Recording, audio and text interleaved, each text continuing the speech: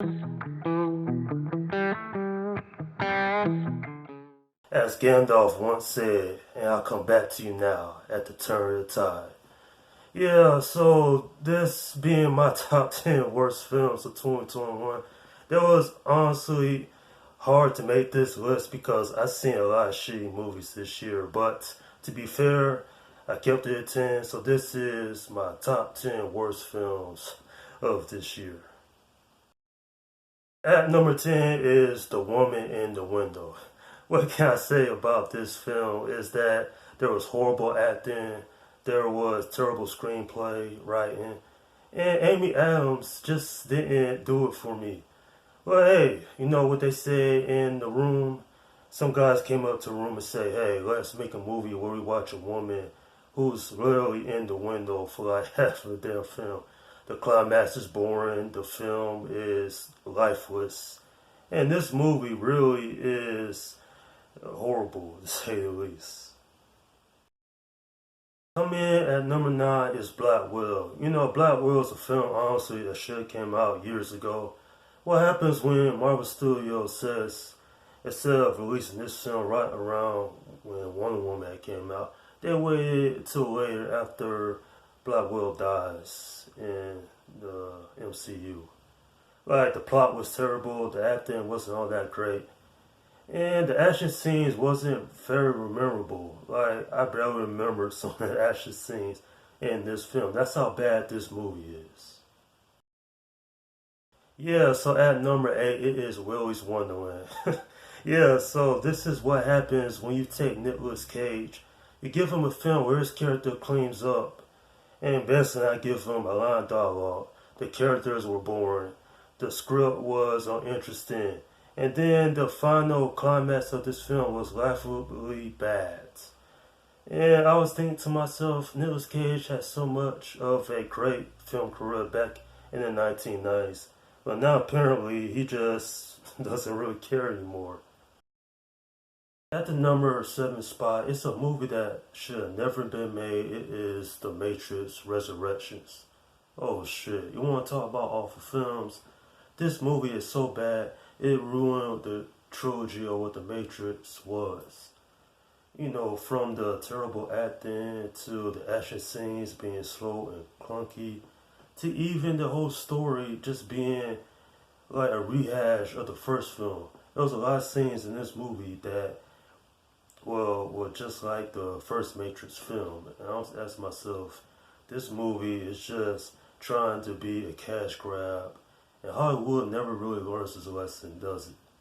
Thankfully, there won't be a Matrix 5 because I think this film's going to bomb at the box office. And so Hollywood, just don't. Stop it. We don't need another Matrix movie. Coming in at number 6 is the movie Cherry. Yeah, this is what happens when you get some pretty terrible screenwriters. And then Tom Holland not giving his A game. Don't get me wrong, I think Tom Holland is a good actor. But in this film, he just kind of like phones it in. I mean, we have a character with PTSD coming back from the war. And you think that makes an interesting film. Not in this one, with shitty storyline to awful, and this film is not even like great at all. It's really one of the worst films that you could possibly imagine. At the number 5 spot is Tom and Jerry. You know that Tom and Jerry TV show that came out a long time ago? That was fun. That was close to my heart. But what happens when you take the concept and try to apply it to a live adaptation? You get a shitty film, to say the least. Seriously, this film is laughably bad. From the acting to the characters to the whole damn plot of this film being about a lost wedding ring. It really made me checked out at the 30-minute mark. I ain't care what happened to the characters. I ain't care about Tom and Jerry. And what is with Hollywood and them trying to take cartoon and put in a live animation? Seriously, this film is just horrible, to say the least.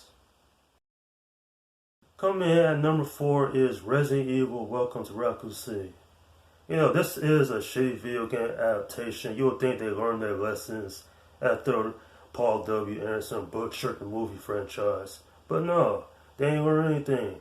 The characters made asinine decisions. The whole backdrop of what the characters going through is wrong. The acting is horrendous.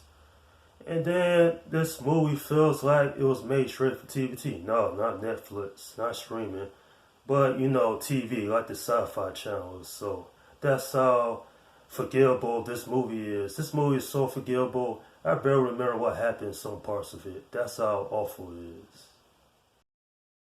So at the number 3 spot is Chaos Walking. How about that? Another Tom Holland film. When you take Tom Holland and Daisy Ridley and give them a horrible script, then we get a shitty film like this.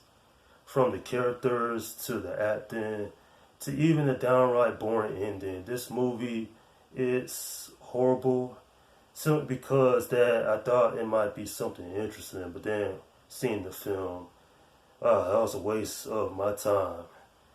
And I was asking myself, what has happened to certain Hollywood films? Chaos Walking. Yeah, this movie was chaotic, like I mentioned before. So what happens when you take a sci-fi adventure film and you throw Mark Wahlberg in? Well, you get infinite. Yeah, this movie was infinitely boring, dull, lifeless. The acting for Mark Wahlberg, it's like he phoned in this film. And not just that though, but the fight at the end is laughably bad. This movie was beyond horrible. It was to a point where you wanted to mentally check out and just think about fun times. This movie is not fun. It's not engaging. It's just a sci-fi film that really didn't even give a damn. And at the number 1 spot, it's a film that I hated the moment that it was mentioned. It's a film that I did not have fun with whatsoever. It's Space Jam: A New Legacy. Man, what is with movie studios trying to resurrect certain movies, make sequels? I mean, this film is like a 2-hour advertisement of product placement. From the terrible acting from LeBron James to the horrible characterizations of the animated characters to even the whole asinine plot about LeBron James' son getting kidnapped and then having to go off against Don Cheadle in the movie. I mean, what the hell is this shit? That's why I asked myself all throughout watching this awful film. You want to talk about shitty films? It's this one. At least with the first Space Jam movie, you can have fun with that. It's nostalgic. And there is some great love for that film. Not so much with this one. I heard nothing but negative hate for this movie. Congratulations, Space Jam: New Legacy. You have earned the title of shittiest movie of the year, in my opinion. And that, my friends, is the top 10 worst films of 2021. As the saying goes, life moves pretty fast. Well, one thing I will say is that if you guys seen any of these films on this list, then you know the suffering of watching awful films. And I'd like to thank and appreciate every one of you guys who hanged out with me digitally again once this year. Now it's on to 2022 where we'll have great films, shitty films, and films in the middle of the road. Alright, I want you guys to go down below in the comment section. Let me know what was your top 10 worst movies of this year.